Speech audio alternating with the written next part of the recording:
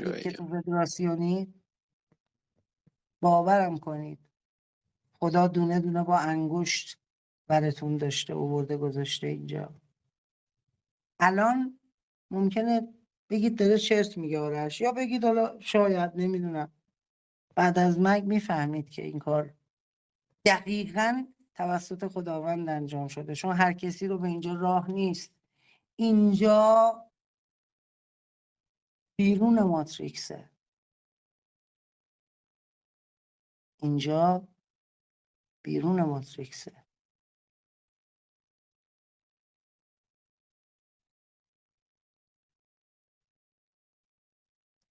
اینجا بیرون ماتریکسه.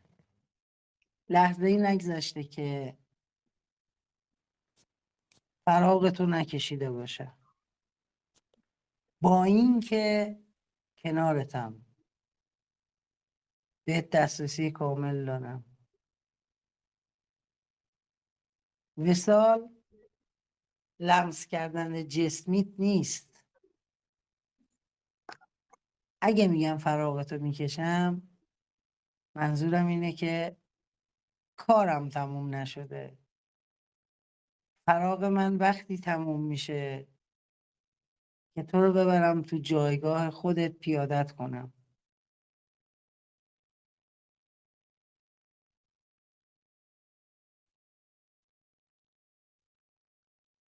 هر کسی را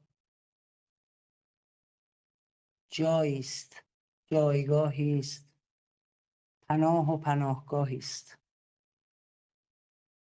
هر کسی را مأوایی است، هر کسی را رهایی است.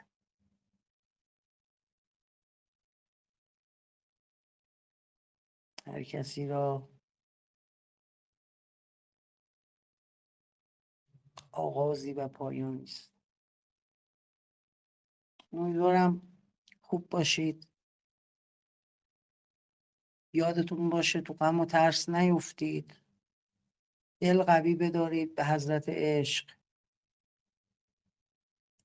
اینقدر کله خراب باشید که اگر سایقه بزنید نصفتون بکنه، با لبخند بمیرید.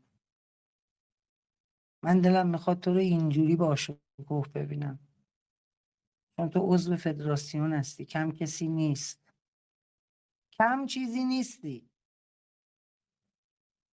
انقدر دلم میخواد رشد کنی که اگر به حسب اتفاقات روزگار سایقه بزنه نصفت کنه، لبخند بزنی تو اون لحظه. انقدر محکم بشی، انقدر رشد کنی، انقدر شکوفا بشی. تمام این سالهایی که عمر کردم، سخت‌ترین چیزی که به من گذشت خود زندگی بود.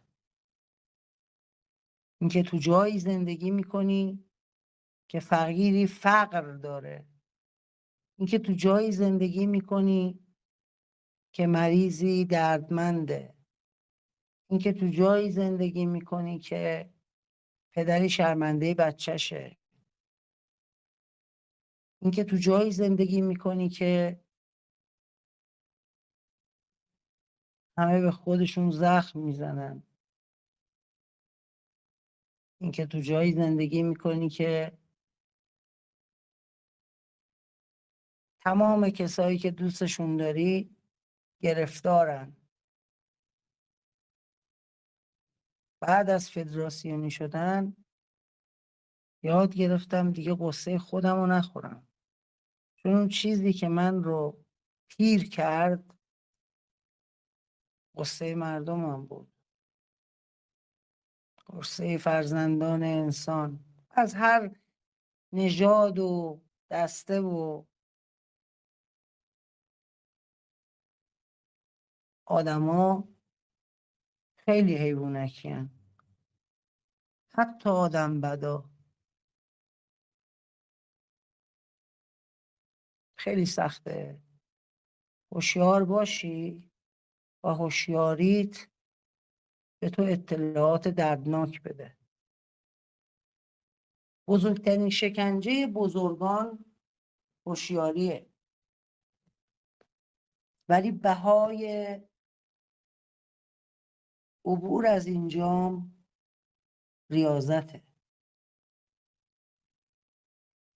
زهریه که باید بخوریش، زهرماریه که باید سر بکشی، کارش هم نمیشه کرد. اما تلخه، اما میگذره. پس لبخند بزن، دل قوی دار به حضرت عشق. به اذن و قدرت خدا با خودم میبرم از اینجا بیرون، از این گنداب دروغ و خیانت، از این مرداب انسانی. با هم میریم بیرون، مطمئن باش. زنده بودیم اگه فردا، وعده ما لب دریا.